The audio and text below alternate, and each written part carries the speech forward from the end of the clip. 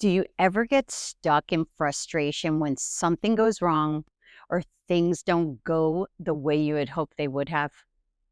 And then because you're feeling cranky and irritated, everything else seems to join the frustration party as if you just turned into this gigantic magnet for everything annoying. Well, I'm going to share with you something I do all the time, and I think you will love it. It is simple, super easy, but it's a powerful way to move through these moments without suppressing your emotions. That's very important because if we try and suppress our emotions, they will come back to us and we won't actually get past what we need to. I call this the Pout and Pivot Technique. Now, this technique helps you break free from frustration and step into positive growth. I don't know if you're like me, but I'm always very optimistic and energetic, and I always think everything's going to work out as long as I try hard enough. But unfortunately, sometimes things don't always go the way we want them to. Maybe you didn't get the job you applied for, a relationship ended, or a personal goal didn't work out. And in those moments, it's really easy for us to feel like we're just a victim of our circumstances. The problem is if we stay in that mindset, we turn into that gigantic magnet of frustration. And the more time we spend dwelling on the why me question, the less time you have to figure out what's next.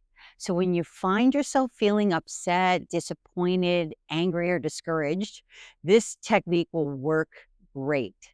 The Pout and Pivot technique gives you space to process how you're feeling.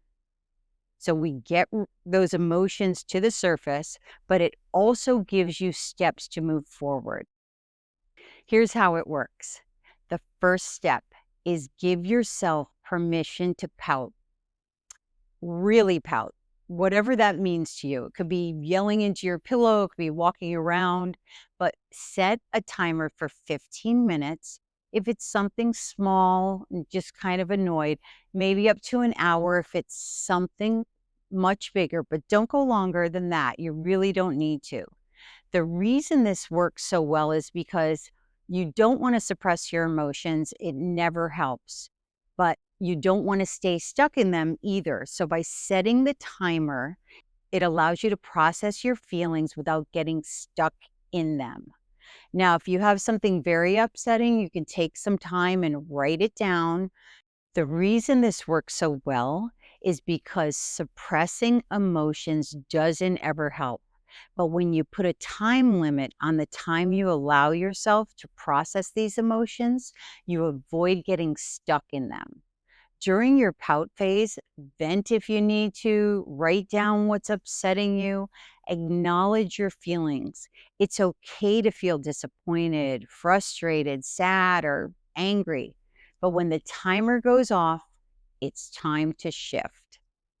Once the timer goes off, it's time to pause and question the situation. Take a few moments to think through the situation. Instead of staying stuck in, why did this happen to me?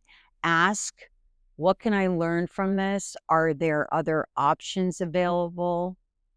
If it was a relationship that ended, ask yourself, was the relationship worth staying in anyway, or was I just hanging around because we had been together so many years? Get clear on the situation and be realistic about the facts. This is when you use logical thinking, not emotional thinking.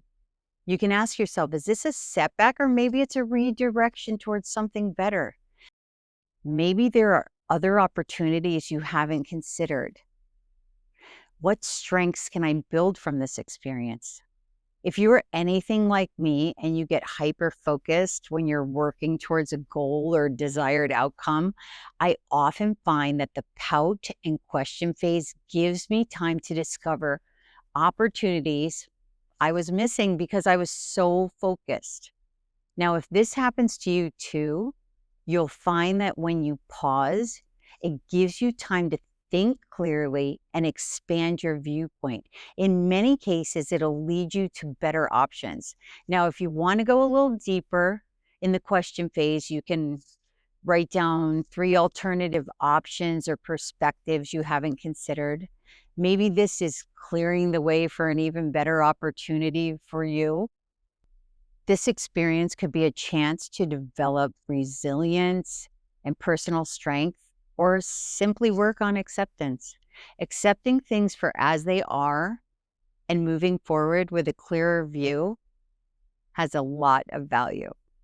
Now that you've shifted your perspective by thinking logically and reviewed other options, it's time to pivot. Growth happens when you adapt, adjust, and take new action.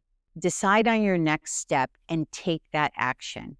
Stay open to new opportunities. Maybe what you were chasing wasn't actually the best fit for you, but no matter what, move forward with confidence. Growth happens when you trust the pivot. You'll find if you use the Pout and Pivot technique that in many cases, these setbacks or situations aren't the end. They're actually a redirection towards something better, or are actually clearing space in your life for something new and more fulfilling. Next time you face a challenge or get upset, remember, pout. Give yourself space to feel, let it out. Second question, shift your thinking and look at new perspectives and options that are available. Then pivot by taking action and moving forward with confidence. This technique will put the smile back on your face so you can enjoy your life without the weight of all those negative feelings. Growth happens when you let go of what's not meant for you and step into something greater. Comment pivot below if you feel you will benefit from the Pout and Pivot technique. And thank you so much for letting me share this information with you.